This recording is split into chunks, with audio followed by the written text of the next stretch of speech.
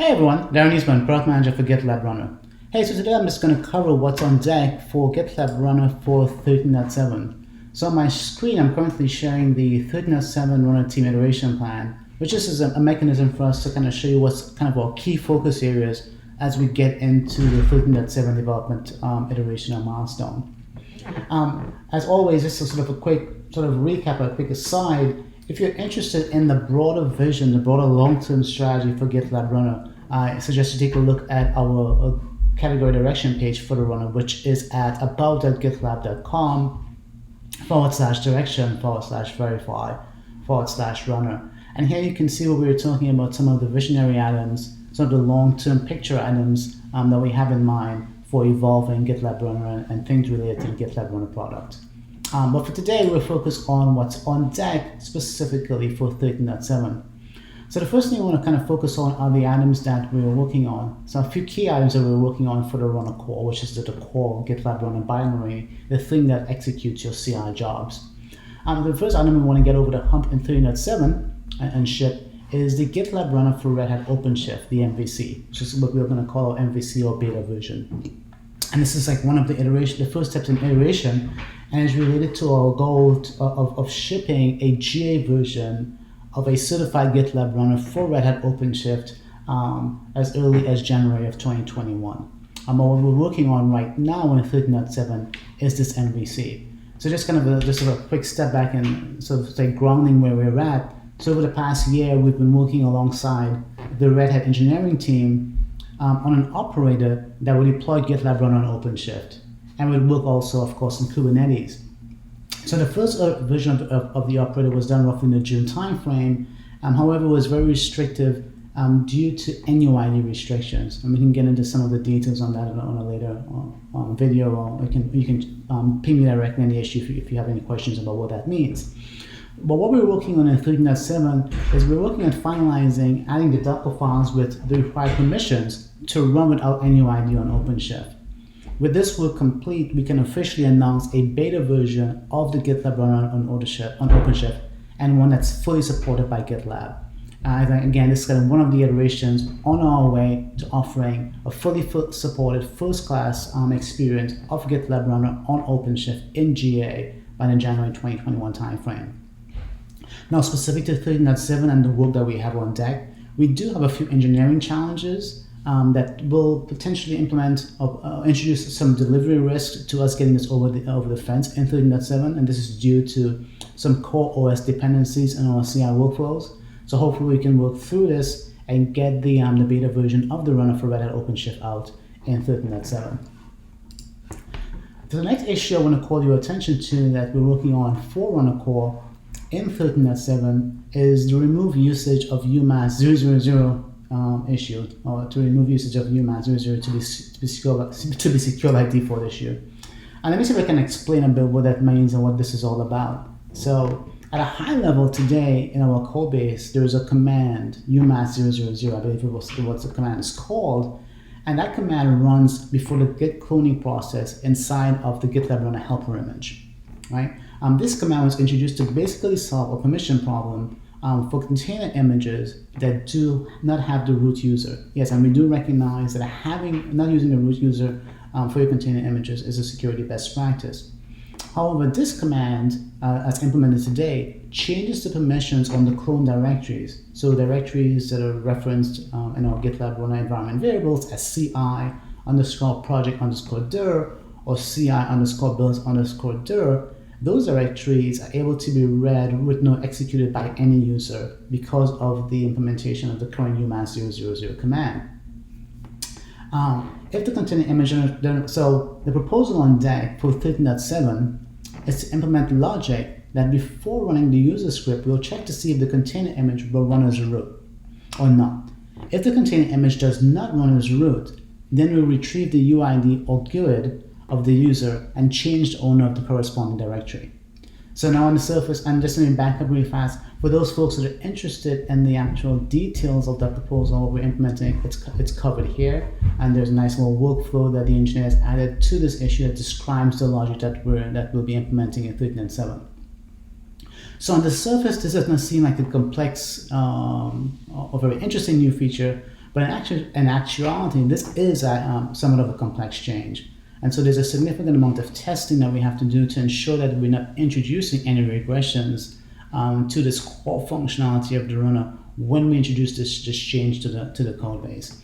And so you can see here in the issue, under the implementation section, there are some additional details that are called out here that are meant to help us mitigate the risk of introducing a regression. Again, one that would be detrimental to the core functionality of Runner if we did actually implement a regression here. So this is removing the usage of UMass 0000 so that we have it in a much more secure fashion. So that's the second issue I want to call your attention to for 13.7. The third thing we're looking at in 13.7 that I want to call your attention to for Runner Core is this issue around creating a pull policy that can fall back in local cache. Just kind of step back and give a bit more context about this particular issue. So since Docker announced restrictions on the use of Docker Hub for image pulls, I think it's fair to say that there's been considerable discussion in the global development community regarding the impact of that change. I mean, certainly for CI/CD, as we all know, the use of container images stored in Docker Hub or any container registry is typically an integral part of these workflows, right? And so as you can imagine here in GitLab, we've had quite a few discussions and internal conversations regarding not only the impact of that Docker Hub change, but also as it relates to resiliency in general for this critical component of CI, which is obviously using a container image that's stored in the container registry as part of your CI workflows. So one of the features we're working on or investigating for 13.7 is related to resiliency and mitigating the risk of connection failures to any kind of container registry that you're using in your CI workflows.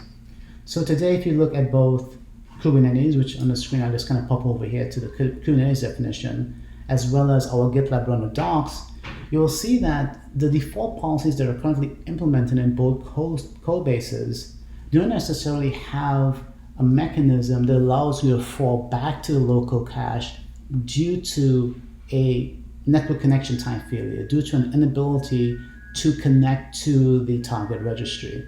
And so this is what this feature proposal is really about. Like introducing a new pull policy that says, hey, if during the connection to the target container registry, that connection fails, then fall back to a locally cached copy of the container image if that one is available.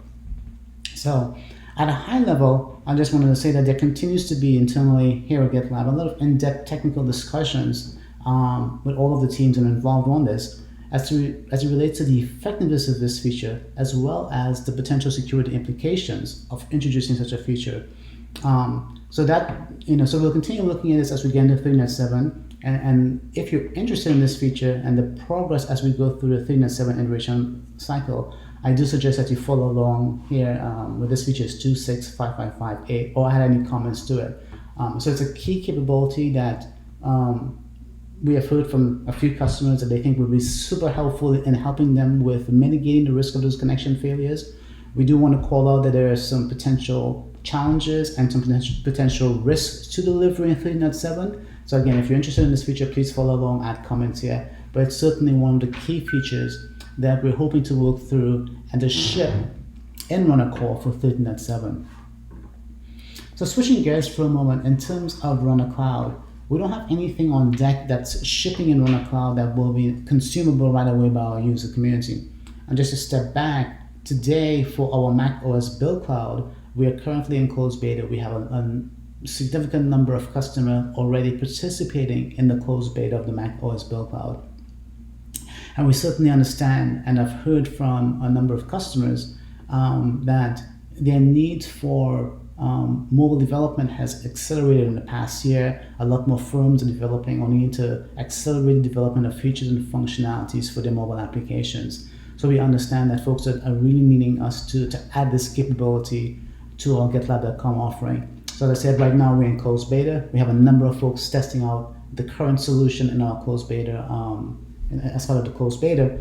And what we're working on to enable us to move to the open beta, which right now is roughly targeted at to be ready by 13.10, is this work on the autoscaler. And again, with the autoscaler, it will enable us to go to open beta because we'll have the ability to create the Mac OS build environments on demand, and certainly something that's critical for us to be able to support a number of users and customers on .com. So with 13.7, we'll be working on making the iterative steps required to get the autoscaler done so that we can transition to the Mac OS open beta.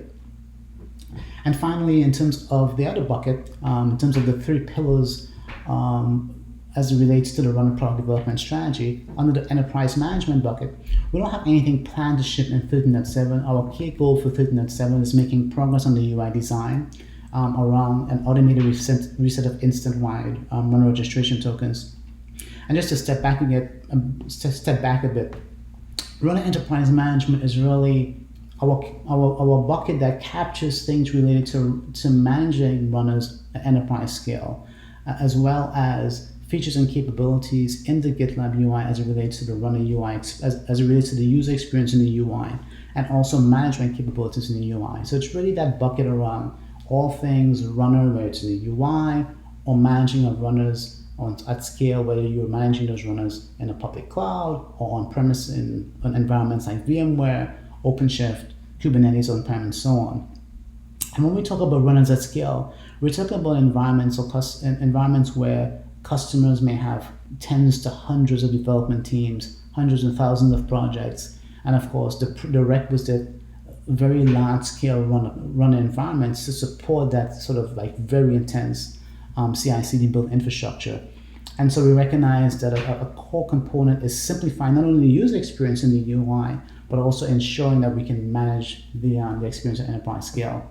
So again, for 13.7, nothing planned to ship that's around the enterprise management theme, but we want to make progress on some UI designs, again, iterative improvements, and those designs it's part of our long-term strategy in terms of simplifying the enterprise management experience for GitLab Runner, and of course making it easy for folks to manage runners at scale. So roughly speaking, just kind of to recap, 13.7 Runner Core, we're working on the Red Hat OpenShift MVC or beta, and that's critical for us. I'm looking forward to getting that out the door in 13.7 so that we can just transition hopefully to a GA product as early as January of next year. We're working on a key security feature for the Core Runner product, which is the UMass 000 feature that I talked about earlier. And then the other thing that is key for us as well and critical is this new pull policy that I talked about earlier, again related to introducing some resiliency to the way Docker images are pulled. And of course, those images are critical to your CI workflows. So that's the focus areas for Runner, the key focus area for the GitLab Runner team for 13.7. If you have any questions about things in our broader strategic direction for GitLab Runner, or things that are currently in our Runner backlog on our Kanban board, I mean, simply curious in terms of where those things stand and how quickly we might get to them and so on, feel free to ping me as always directly on the issue or drop me an email, deeastman@gitlab.com. Anyway, this is going to be our last kickoff before the US Thanksgiving holidays. I'll be back again in December for another kickoff. So for those folks in the US, happy Thanksgiving and look forward to seeing you soon. Cheers.